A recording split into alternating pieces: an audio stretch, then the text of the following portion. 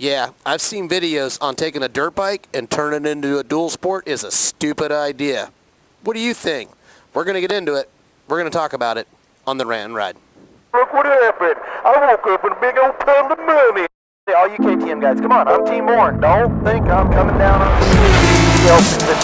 I, on the other hand, and you on the other hand, and a lot of people on the other hand, why don't we have a 450? As a competitor, do a lot of bikes. But here's my thinking. Hey guys, Joe here, 690ADV, 690 Garage, 690ADV.com.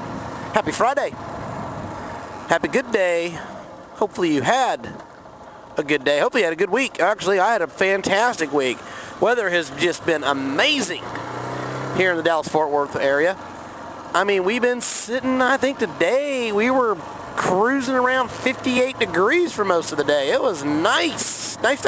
Now, I know we got weather coming in this weekend, but you don't want to hear about that because I don't want to talk about it because all that does is that's just dreary. Yes. Anyway, intro.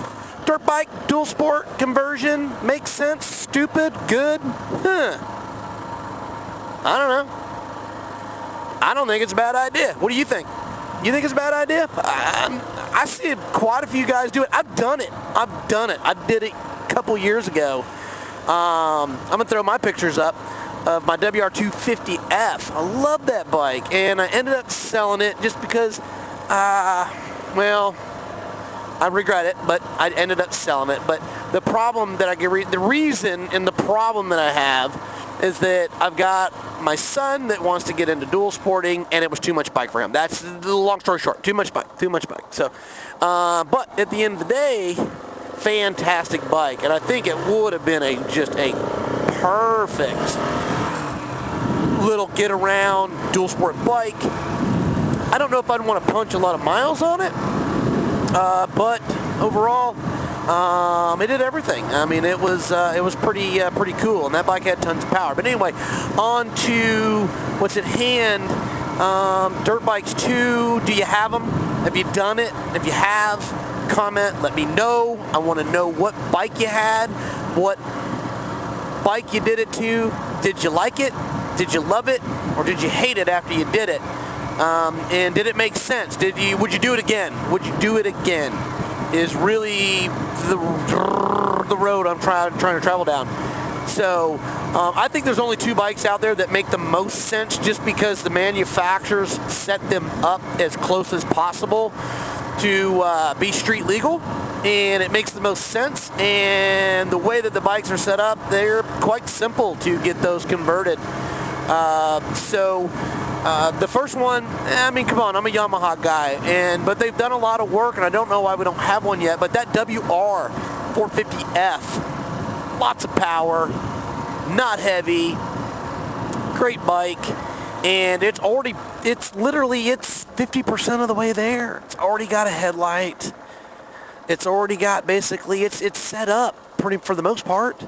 You're going to have to put a few things on there, I don't know if the new ones have a speedo on it, but that's not a big deal. You can do that. It's pretty simple. But yeah, I mean, to make these things street legal, what do you need to make a dirt bike street legal? Well, first off, you get your tag, or your title, You get your title, and it says for off-road use only. So you have to retitle your bike in order to get it. Well, here in the state of Texas, in order to get your bike retitled, it has to be inspected. So it can be done. It's not that difficult. But in order to get your bike retitled, you got to have certain things. And that's usually with a lot of states, the things that you got to have. God, I love this bike.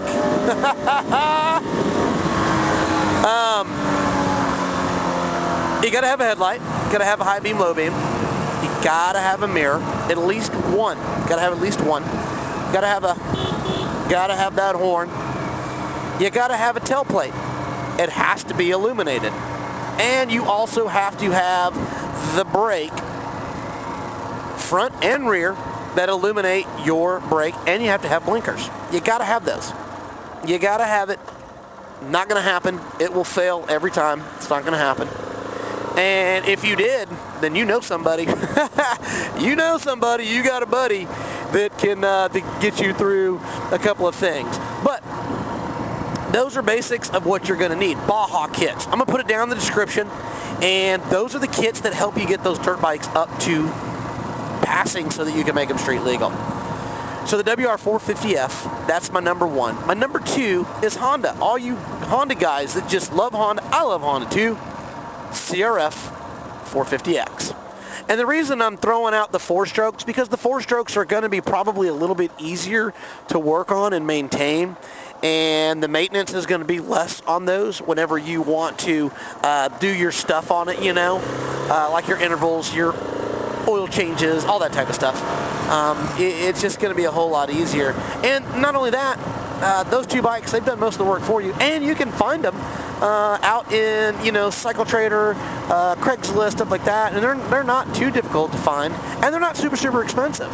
So with those two bikes there, now here's the deal. I know there's guys out there going, well, you know what, 690 Joe, you're crazy. I did it to this bike. I'm not saying those are the only two bikes. What I'm saying is those are the two bikes that are the most common and that they are readily, easily, and available to do the conversion. They're light, plenty of power, and it will work pretty much almost right out of the gate, and you can get it done for under $1,000. That is what I'm saying, is you can convert that bike to under $1,000 and make it street legal. Now, check your local laws and all that stuff and what it takes to make a bike street legal. I don't know what it is. I live in Texas. I've already given you the stuff that has to happen in order to make it street legal here in Texas. So, that being said, 2-strokes, I don't recommend it. Can it be done? Of course it can. There are 2-strokes here in Texas that are tagged. They have hard plates on them. So it can be done. Does it make sense? God, I don't know. It just seems like that's a little too much. But hey, at the end of the day, it's your preference. And here's the deal. If it's your only bike and you can't afford another bike, but yet you want to get out on the road, maybe that's your only option. So I don't think any bike is a bad deal. Question is can you get it to that point to make it street legal? That's where I'm at. So, but anyway, so long story short, check out this Yahoo. Not even paying attention. Yeah, so at the end of the day, if you've done it, tell me about it. I want to know about it because I did a 250F Yamaha, and I don't recommend the 250s. That's my personal opinion. If you've done a 250 and you think it suits the need, tell me about it because, I mean, I'm not feeling it. I just think the 250 is just, it's just not enough. I think you really got to get around that 450. That's me. That 450, maybe a 350. I just think 250 is just not enough. But you know what? Correct me.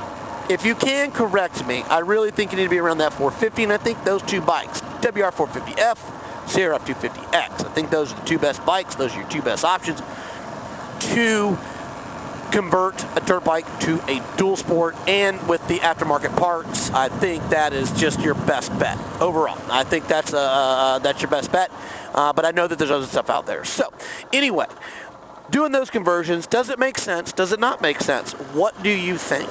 What do you think? I think it does. I'm just going to be honest with you.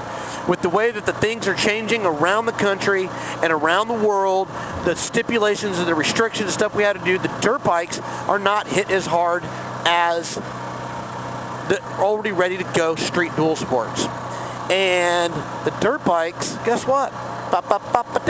You do a few conversions. Now, granted, the maintenance is going to be a little more on those, around 600-800 miles on your oil changes, and then your valve checks are going to come earlier. But you know what? If you love tinkering and you love your bikes, who cares? Just go do it. Just go do it. So, does it make sense? Man, I honestly, I think it does. I really do. I think it makes sense for situations. If it's the only bike you have and you don't have 10 grand to go float around, or 7 grand or 8 grand or 9 grand or whatever it costs for what you're wanting, and you can convert what you already have, I say do it. I think that makes total freaking sense. Total sense. I know guys out there that have made videos and say, you know what, taking a dirt bike and converting to a dual sport, that's stupid. Or turning a supermoto, that's stupid. And then they end up going and making a video. Well, I only did it because I just wanted the challenge. Really? No, you did it because it made sense. It was pretty cool, and it was in your wheelhouse. So, not mentioning names doesn't really matter anyway. Hey, my name's Joe, 690 ADV, 690 Garage, 690ADV.com. Go get your stickers. Can't win if you don't have them.